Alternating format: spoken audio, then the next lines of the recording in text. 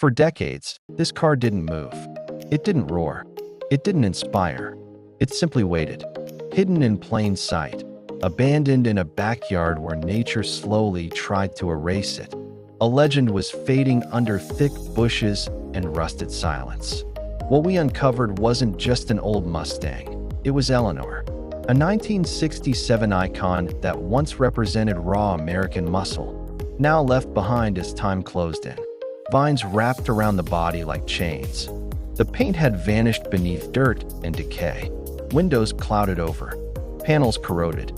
The engine bay, once built for aggression, sat lifeless and forgotten. This wasn't neglect for months. This was abandonment for generations. Most people would have walked away. We didn't.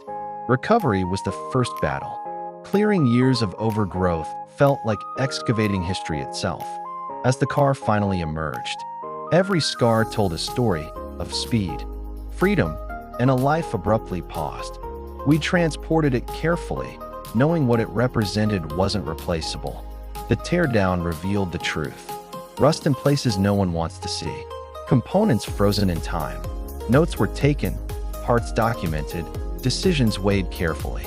This wasn't about rushing a rebuild, it was about honoring what Eleanor stood for.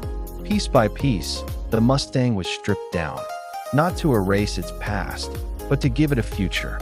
The overhaul was relentless. Metal repaired, systems revived, the soul rebuilt. Every bolt turn felt like rewriting a chapter that had been left unfinished. And then came the moment that made it all worth it. When the engine finally fired, the silence was shattered, not with chaos, but with authority. The unmistakable sound of American muscle returning after decades of silence. Eleanor was no longer abandoned, no longer forgotten. This isn't just a restoration. It's a resurrection of freedom on four wheels.